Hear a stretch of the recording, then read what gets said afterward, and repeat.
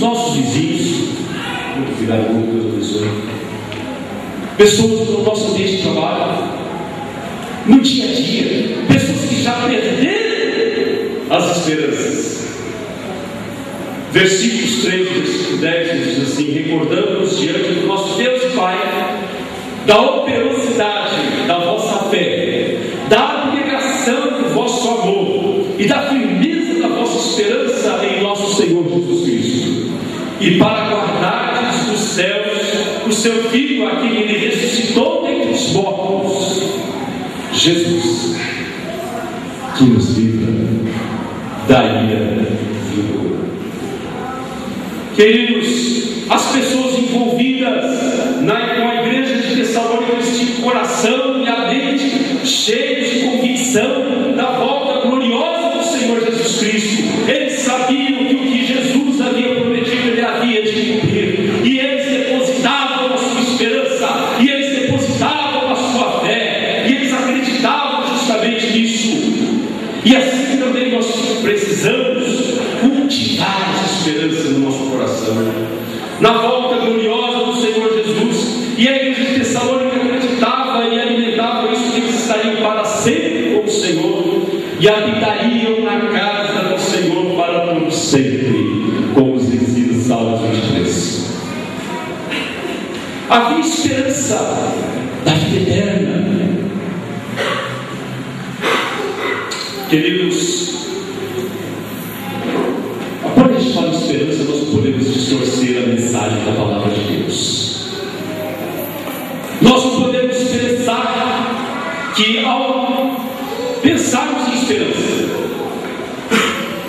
essa esperança seja passiva, que essa esperança seja uma esperança inerte, omissa, alienada, alienante, mas uma esperança comprometida, servindo ao Deus vivo e verdadeiro, como diz a palavra de Deus. É uma esperança que nos envolve para o trabalho, para a expansão do Evangelho. Queridos, essa era a face da igreja de Tessalônica.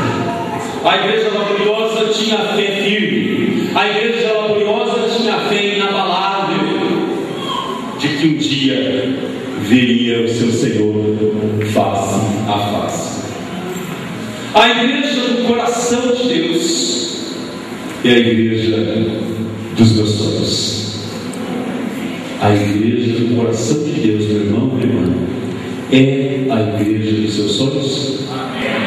Então, diga uma vez forte: ela é a igreja dos seus sonhos. Amém. Glória a Deus por isso.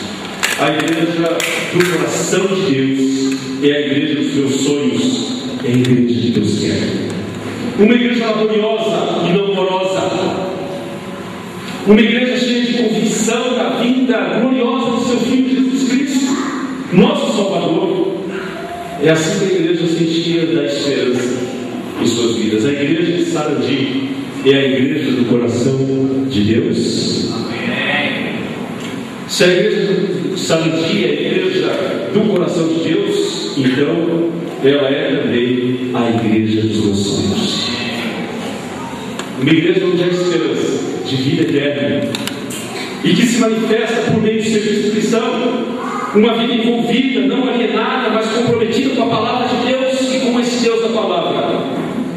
E agora, queridos, eu quero finalizar dizendo que a igreja de Tessalônica viu em seu interior conversões verdadeiras acontecerem para a glória de Deus. Ela pôde contemplar isso, mas, queridos, ela contribuiu para a expansão do Evangelho de Jesus Cristo em sua região. Ela foi bem representada e estava significativamente representada. É a igreja laboriosa.